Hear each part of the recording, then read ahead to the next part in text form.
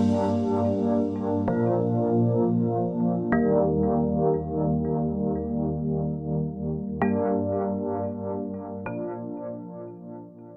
name is Leslie St. Louis. I'm from Long Island, New York. That's something that I care deeply for is my family. I just had a newborn. She's 3 months as of August 2nd. Life with spina bifida, like everything in life, it has been a challenge. And the challenge was really not how people perceived me as a person with a physical disability. I do use a wheelchair as a primary source of how I get place to place. So I took it upon myself, and of course, my foundation as far as my upbringing from my father, from my mother, on this is the reality of things, this is your reality. So it's up to you to create how people are going to accept you. Most importantly, how are you going to accept your reality? And some of the ways that I did that was I'm very fortunate to have the ability or the experience, I should say, on playing adaptive sports. I had the ability to communicate with people who have different types of disabilities, similar disabilities, what tools, resources, experience that they have, and how they overcame those challenges in their life. Being that spina bifida is a birth defect, the reality was from day one. By having four sisters and an older brother, that helped me tremendously. Adjusting to other people's comments or people's reactions, there was no difference in my mind because my siblings never treated me different. At the time, spina bifida wasn't as common. The science, the technology was still not at the point where it is today. The overall education of what spina bifida is was not where it was when I was born in 1986. So I'm pretty sure as parents, my mom, my aunts, my stepmother, my stepfather, it was all a learning curve for everyone. My dad is very heavily interested and involved with sports such as tennis.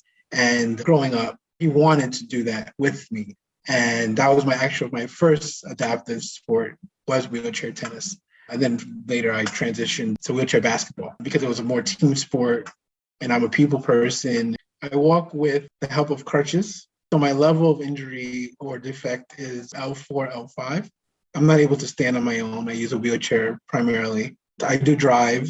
I do have full use of my arms, my hands. From the knee down is where I'm most affected. I don't have a particular moment where I realized, for lack of a better term, the difference.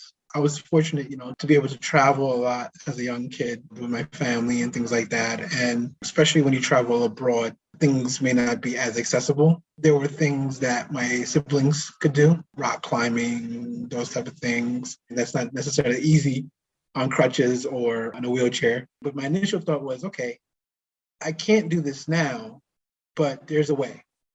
I just have to figure it out. And if I can't do it, just because I'm in a wheelchair doesn't mean that the person who is not in a wheelchair can do it, because they might have certain limitations that I may not be able to see. And that kind of helped me, I guess, unconsciously accept it. My future started to really be more clear in college. I really began to reflect on my experiences and my support systems. It became clear to me to want to provide that support and empowerment and guidance and, what is more commonly known as advocacy for people with disabilities. The biggest barrier I've faced, or I won't say barrier, process, was obtaining gainful employment. For every young person or person coming out of college, the employment process is a very high anxiety, high pressure situation because it takes time. But it's magnified by a lot because of the stigma that is surrounded with people with disabilities. I have my master's degree in criminal justice. I've been on interviews where my resume does not indicate or reflect anything with my disability, but they see that I have X experience. And when I go into the room, it's almost like a culture shock. The paper does not match the person. I said, listen, I do this, and really speaking about the skill set and the ability versus what they perceive of me. And my goal was not to get the job. At that point, my goal was to start to break down those misconceptions. And if I could walk away with, no pun intended, if I could leave the room achieving that, that's a win.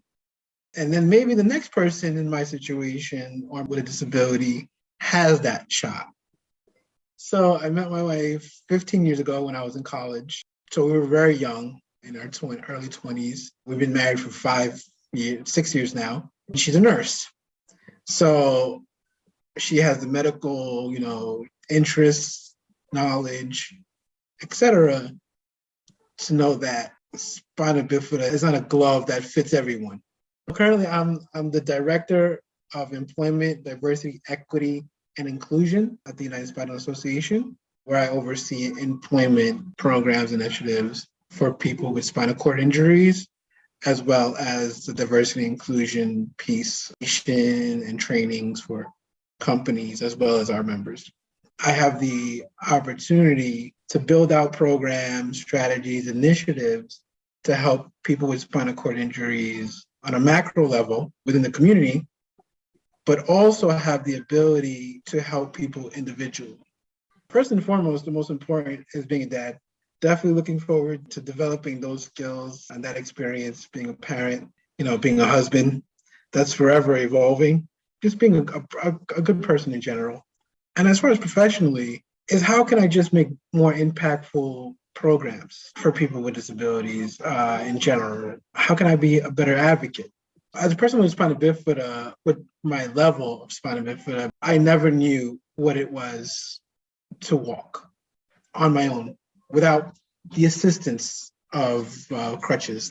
I know people through my adaptive sports, through my professional life, who was injured, so they have the experience of, walking without any mobile assistance. Through my conversations with them, they have a level of wanting to experience that again. Most of those individuals that I've spoken with, within that same breath of, I wish I could, or I wonder if I can, quickly say, or within that same thought, but I am able to do this. And I can do that. So forget about walking altogether. What happens if the ability I have now is decreased? How would I adjust?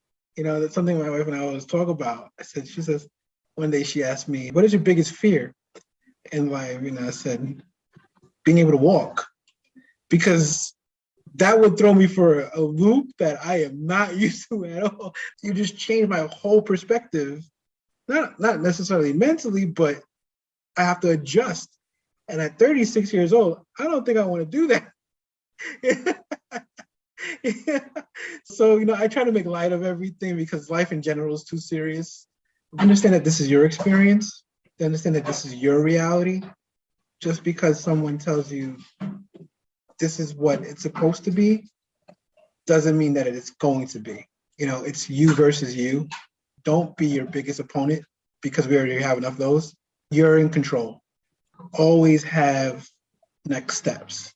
Just because one phase of your life slows down doesn't mean it needs to affect all the other pillars of your life or phases of your life.